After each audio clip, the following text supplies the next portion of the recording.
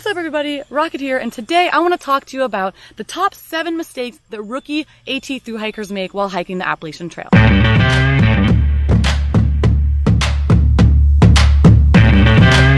It is so great being back on the YouTube channel of the trek, so let's not waste any time. Let's talk about the first mistake that rookie AT hikers make. Now this one, I definitely made the same mistake by starting the Appalachian Trail way too early in the season. You'll know in the last couple of years, the thru-hiking season for the AT seems to be starting earlier and earlier, where I noticed people starting in February and early March.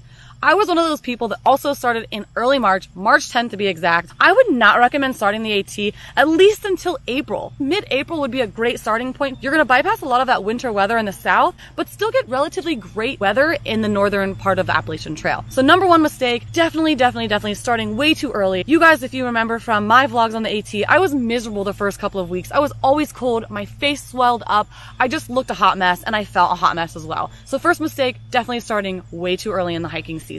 There is no rush. Just because you see other hikers starting super early does not mean that you have to as well. There is no prize for being the first person to Katahdin. So mistake number 2 is pretty simple because I think a lot of people also make this mistake.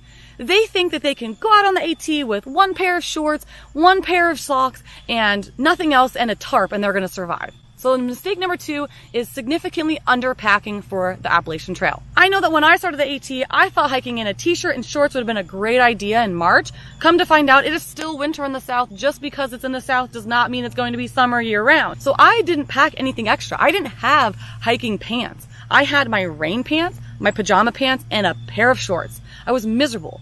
So I definitely underpacked. There were so many things in the very beginning that I thought I could have used, but I left at home. A fleece sleeping bag liner would have been great the first few weeks on trail, but of course, I was counting my grams, I was measuring ounces, I was really worried about my base weight. A lot of hikers seem to gauge their value on how light they can get their pack.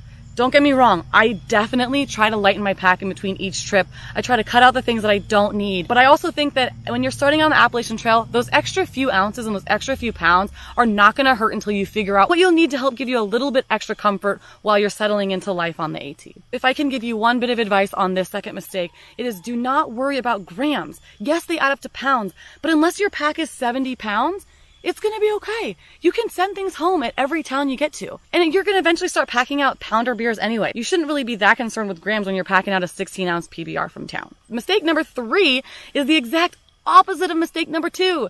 People packing way too much stuff. I once met a guy on my first day of the AT who said that he was going to pack whatever he wanted to make himself more comfortable.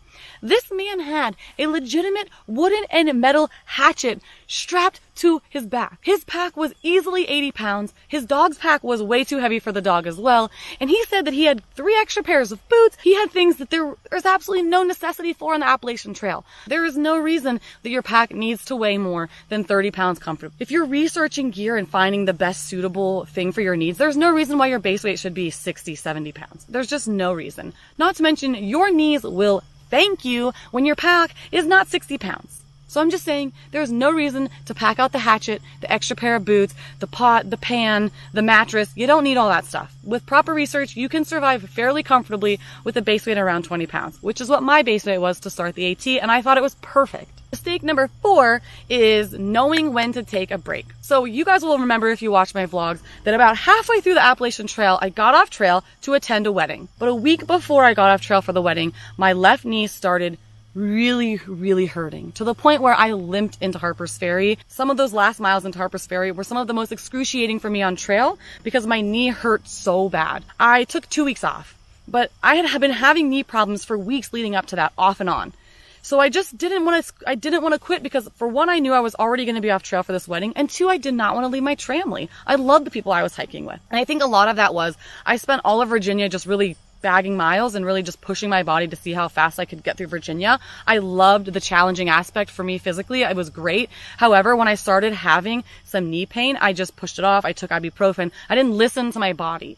And so I think a lot of Appalachian Trail thru-hikers, they get out there and they start experiencing injuries and they think, well, I'll be fine. I don't want to leave this group. I have to keep up. And they end up really hurting themselves to the point where it takes them off trail. So there's no rush. There's no reason why you can't listen to your body, and when it's telling you, I need a few zeros, or maybe I need a week off, that you listen to your body. Because if you don't, you will really, really regret it when you're sitting on your couch and the rest of your friends are summiting Katahdin. Mistake number 5 is don't be overly competitive about mileage. In the very beginning, we set out to do 10 miles a day, and we were very quickly doing more than that because we could. And by day 10, everyone in my family or everyone in my group was experiencing excruciating knee pain, back pain, hip pain, feet pain, just all around general fatigue. And we realized that we were worrying about catching up to people or doing the mileage that everyone else was doing. And we realized that we shouldn't have been worrying about everyone else's mileage. So we started cutting back on our mileage, doing around 8 to 10 miles a day, and we started noticing all of our pain went away.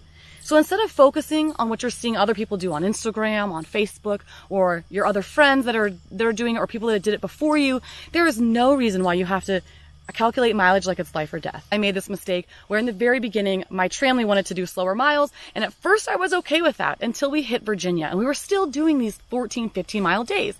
And I really wanted to kick it in because I was seeing other people doing my first 20, my second 20, I'm pulling consecutive 20s, and I was being really competitive, and I wanted to keep up with them. And as you guys know, it resulted in me being pretty significantly injured and having to go home for a few weeks.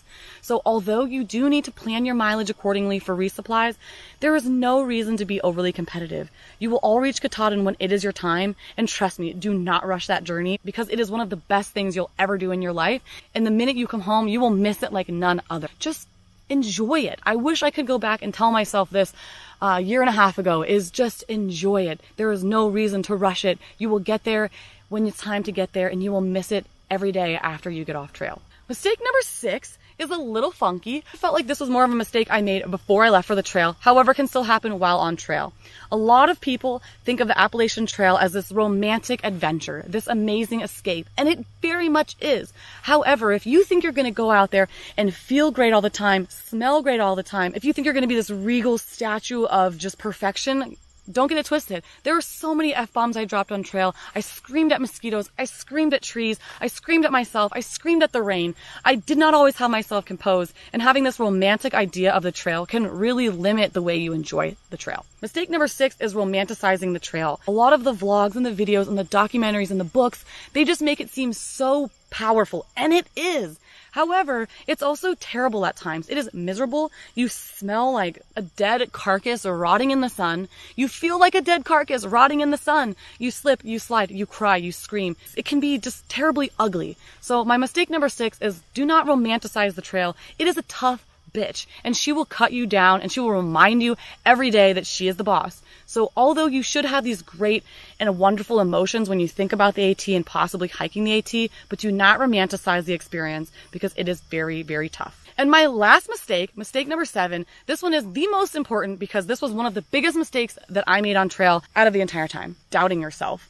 I doubted myself from the very first day. I remember the first week on trail, I kept saying, well, you know, I'm definitely not going to be that 25% that makes it to Katahdin. I'm just going to see how far I go. And then when I got off trail for my injury and I came back 2 weeks later, I kept telling everyone, yeah, I'm back, but it's only for a few days. I think I'm going to quit here soon. My knee really hurts. Because when I got back on trail, my knee was still excruciating, but I couldn't not get back on trail and see how far I could go. So I got back on trail and I told everybody, I'm definitely quitting. There's no way I can make it. I'm just going to go until I've had enough. Luckily for me, I never had enough because I pushed and pushed, and eventually the pain was tolerable for the remainder of the trail, and I made it to Katahdin. And so for the entirety of the trail, I kept thinking, there's no way I'm going to do this. Or there's no way I'm going to be proud of myself at the end because of all that non-romantic bitching and screaming that I did on trail. I kept thinking, is this something I'm even going to be proud of when I get done? I kept thinking, is there a better way I could have done this? Is there more I could have enjoyed? Should I have taken more zeros? Should I have taken less zeros? Should I push bigger mileage? Should I push smaller mileage? And I kept doubting myself the entire time. And looking back, I'm thankful for that reminder of the reality that the trail is hard, but I wish I would not have doubted myself so much because I think that had I had a little bit more confidence in my skills and my ability, I would have maybe enjoyed the trail just ever so slightly more. So if you're thinking about the Appalachian Trail and thinking that it's this 2,200-mile impossible trail, do not doubt yourself because like everyone says, backpacking is one foot in front of the other, and you keep doing that until you get where you're going.